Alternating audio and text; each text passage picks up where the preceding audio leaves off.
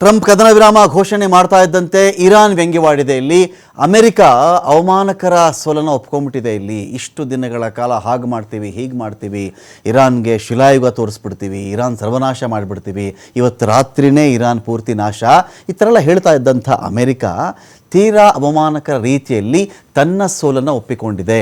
ಇಲ್ಲಿ ಗೆದ್ದವರು ನಾವೇ ಅಂತ ಇರಾನ್ ಹೇಳ್ಕೊಳ್ತಾ ಇದೆ. ಇರಾನ್ ವಿಚಾರ ಏನು ಅಂತ ಹೇಳಿದ್ರೆ ನೋಡಿ, ಒಂದು ದೊಡ್ಡ ಶಕ್ತಿ, ಇನ್ನೊಂದು ಶಕ್ತಿ, ಅಷ್ಟು ದೊಡ್ಡ ಶಕ್ತಿ ಅಲ್ಲದ ಇನ್ನೊಂದು ದೇಶದ ಮೇಲೆ ಯುದ್ಧಕ್ಕೆ ಬಂದಾಗ ಆ ದೇಶದ ಮೇಲೆ ಅವ್ರು ಗೆಲ್ಲೇಬೇಕು. ಅವರು ಗೆಲ್ಲದೇ ಇದ್ದರೆ ಮರ್ಯಾದೆ ಇರಲ್ಲ.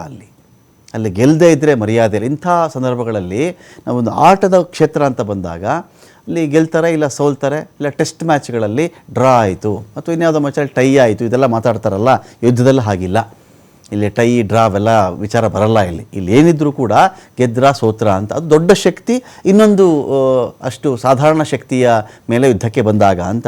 ಇರಾನ್ ಸೋಲದೇ ಇದ್ದರೆ ಅದು ಇರಾನ್ನ ಗೆಲುವಾಗುತ್ತೆ, ಅಮೆರಿಕ ಗೆಲ್ಲದೇ ಇದ್ದರೆ ಅದು ಸೋಲಾಗುತ್ತೆ ಅಂತ ಈ ಒಂದು ಕೇಸಲ್ಲಿ 10 ಷರತ್ತಿನ ಬಗ್ಗೆ ಚರ್ಚೆಗೆ ಸಿದ್ಧ ಅಂತ ಟ್ರಂಪ್ ಮಾತಾಡಿದ್ದಾರೆ. ಅಂದರೆ ಆ 10 ಷರತ್ತುಗಳಿದೆಯಲ್ಲ, ಇವೆಲ್ಲ ಸಾಧಿಸಲಿಕ್ಕೆ ಮತ್ತು ಜಾರಿಗೆ ತರಲಿಕ್ಕೆ ಅವಕಾಶವಿರುವಂತಹ ಷರತ್ತುಗಳು ಅಂತ ಕೂಡ ಟ್ರಂಪ್ ಒಂದು ಕಡೆ ಮಾತಾಡ್ತಾರಲ್ಲ, ಇದು ಬಹಳ ಇಂಪಾರ್ಟೆಂಟ್. ಇದು ಜಾರಿ ಮಾಡಲು ಯೋಗ್ಯವಾಗಿರುವ ಅಥವಾ ಜಾರಿ ಮಾಡತಕ್ಕಂತಹ ಷರತ್ತುಗಳೇ ಆಗಿವೆ ಅಂಥೇಳಿ ಟ್ರಂಪ್ ಮಾತಾಡಿಬಿಟ್ಟಿದ್ದಾರೆ. ಹಾಗಾಗಿ ಇಸ್ರೇಲ್ಗೆ ಇಲ್ಲಿ ನಡಕ ಶುರುವಾಗಿರೋದು ಇದೇ ವಿಚಾರ. ಇದೇನಿದು ಟ್ರಂಪ್ ಈ ಥರ ರಾಜಿ ಆಗಿಬಿಟ್ರಲ್ಲ. ಇಲ್ಲಿ 10 ಅಂಶಗಳು ಏನು ಅದು ಕೂಡ ಬಹಿರಂಗವಾಗ್ತಾ ಇದೆ. ಇಲ್ಲಿ ಇರಾನ್ ಹಾಕಿರ್ತಕ್ಕಂಥ ಕಂಡೀಷನ್, ಕದನ ವಿರಾಮಕ್ಕೆ ನಾವು ಬರುವುದಾದರೆ ಇಷ್ಟೆಲ್ಲ ಕಂಡೀಷನ್ಸ್ ನಾವು ಹಾಕ್ತೀವಿ, ನೀವು ಒಪ್ಕೊಳ್ಳಿ ಅಂತ. ಏನು? ಆಕ್ರಮಣಶೀಲತೆ ಮಾಡದಿರುವುದಕ್ಕೆ ಬದ್ಧರಾಗಿರಬೇಕು ಅಮೆರಿಕ. ಅಟ್ಯಾಕ್ ಮಾಡೋದು, ಮತ್ತೆ ಕಾಲು ಕೆರ್ಕೊಂಡು ಜಗಳಕ್ಕೆ ಬರೋದು, ಯುದ್ಧಕ್ಕೆ ಬರೋದು, ಈ ಒಂದು ವಿಚಾರದಲ್ಲಿ ಅಮೆರಿಕ ಇರಕೂಡದು. ಹೋರ್ಮುಜ್ ಮೇಲೆ ಇರಾನ್ ನಿಯಂತ್ರಣ ಇದ್ದೇ ಇರುತ್ತೆ, ಅದು ಮುಂದುವರಿಯುತ್ತೆ.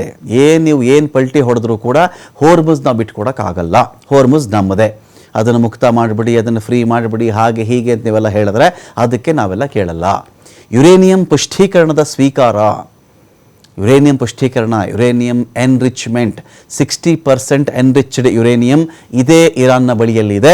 ಇದು 90%ಗೆ ಹೋದರೆ ಅವರು ಒಂದು ಅಣುಬಾಂಬನ್ನು ತಯಾರು ಮಾಡಿಕೊಳ್ಳಬಲ್ಲರು. ಆ ಪುಷ್ಟೀಕರಣದ ಸ್ವೀಕಾರ ಕೂಡ ಒಪ್ಕೊಳ್ಬೇಕಾಗತ್ತೆ. ನಾವೇನು ಅದನ್ನು ಎನ್ರಿಚ್ ಮಾಡ್ತಾ ಇದ್ದೀವಲ್ಲ ಅಂತ, ನಾವು ಪರಮಾಣು ಬಾಂಬ್ ತಯಾರು ಮಾಡ್ತೀವಿ, ಇದು ಕಮಕ್ಕಿಮಕ್ ಅನ್ನಬಾರದು ಅಮೆರಿಕ ಅಂತ ಇರಾನ್ನ ಷರತ್ತು.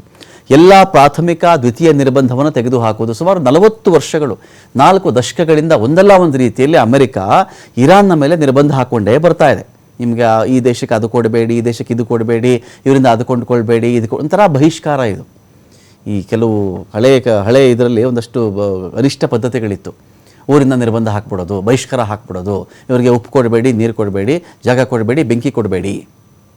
ಬೆಂಕಿ ಇಲ್ಲ, ಉಪ್ಪಿಲ್ಲ, ನೀರಿಲ್ಲ, ಅಡುಗೆ ಮಾಡ್ಕೊಳಕ್ಕಾಗಬಾರ್ದು, ಕುಡಿಯೋಕ್ಕೆ ನೀರು ಸಿಗಬಾರ್ದು, ಅಡುಗೆನೂ ಸಿಗಬಾರ್ದು, ಉಪ್ಪು ಸಿಗಬಾರ್ದು, ಆಕೆ ಊರಿಂದ ಅವನ ಆಚೆ ಅಂತ. ಆ ತರಹದ ಕಥೆಯನ್ನು ಇರಾನ್ನ ಮೇಲೆ ಇದೇ ಅಮೆರಿಕ ಮಾಡ್ಕೊಂಡು ಬಂದಿತ್ತು. ಆ ರೀತಿಯ ಪ್ರಾಥಮಿಕ ದ್ವಿತೀಯ ಹಂತದ ಎಲ್ಲ ನಿರ್ಬಂಧ ತೆಗೆದುಹಾಕಬೇಕು. UN ಭದ್ರತಾ ಮಂಡಳಿ IEAE ನಿರ್ಣಯ ಮುಕ್ತಾಯ ಆಗಬೇಕು. ಇರಾನ್ಗೆ ಯುದ್ಧ ಮಾಡಿ ನಷ್ಟ ಮಾಡಿದ್ರಲ್ಲ, ಇರಾನ್ ಸ್ಥಾವರಗಳು ಅದು ಇದೆಲ್ಲ ಸುಟ್ಟು ಬೂದಿ ಮಾಡಿಬಿಟ್ರಲ್ಲ, ಅದರ ನಷ್ಟ ಇದೆಯಲ್ಲ, ಅಂದಾಜು ಮಾಡಿದ್ದೀವಿ ನಾವು, ಆ ಪರಿಹಾರ ಕಟ್ಟಿಕೊಡಿ. ತನ್ನ ಪ್ರದೇಶದಿಂದ ಅಮೆರಿಕನ್ ಪಡೆಗಳು ವಾಪಸ್ ಆಗಬೇಕು. ಎಲ್ಲ ರಂಗಗಳಲ್ಲಿ ಯುದ್ಧ ನಿಲ್ಲಿಸಬೇಕು, ಎಲ್ಲ ರೀತಿಯಲ್ಲೂ ಯುದ್ಧ ನಮ್ಮ ಮೇಲೆ ಸ್ಟಾಪ್ ಆಗಬೇಕು. ಮೂಲಸೌಕರ್ಯ ಪುನರ್ನಿರ್ಮಾಣಕ್ಕೆ ಜಲಸಂಧಿ ಆದಾಯ ಬಳಸ್ಕೊಳ್ತೀವಿ. ಇಲ್ಲಿವರೆಗೆ ಆ ಜಲಸಂಧಿಗೆ ಯಾವುದೋ ಟೋಲ್ ಹಾಕಿರಲಿಲ್ಲ. ನಾವೆಲ್ಲ ಮತ್ತೆ ಇನ್ಫ್ರಾಸ್ಟ್ರಕ್ಚರ್ ಬಿಲ್ಡ್ ಮಾಡಬೇಕಲ್ಲ, ರೋಡ್ ಕಟ್ಟಬೇಕು, ಸೇತುವೆ ಕಟ್ಟಬೇಕು, ಸ್ಥಾವರಗಳು ಕಟ್ಟಬೇಕು, ನಗರಗಳು ಕಟ್ಕೊಳ್ಬೇಕಾಗಿತ್ತು. ನಾವು ಆ ವ್ಯವಸ್ಥೆ ಮಾಡಬೇಕು, ಶಾಲೆ ರೆಡಿ ಮಾಡ್ಕೊಳ್ಬೇಕು, ಆಸ್ಪತ್ರೆ ರೆಡಿ ಮಾಡ್ಕೊಳ್ಬೇಕು. ಇವುಗಳಿಗೆ ಜಲಸಂಧಿಯಲ್ಲಿ ನಾವು ಟೋಲ್ ಹಾಕ್ತೀವಲ್ಲ, ಆದಾಯ ಬಳಸ್ಕೊಳ್ತೀವಿ ನಾವು. ಲೆಬನಾನ್ನ ಮೇಲೆ ಇಸ್ರೇಲ್ ಯಾವುದೇ ರೀತಿ ದಾಳಿ ಮಾಡಬಾರ್ದು ಅಂತ ಹೇಳಿ ಇರಾನ್ 10 ಷರತ್ತುಗಳನ್ನು ಅಮೆರಿಕಕ್ಕೆ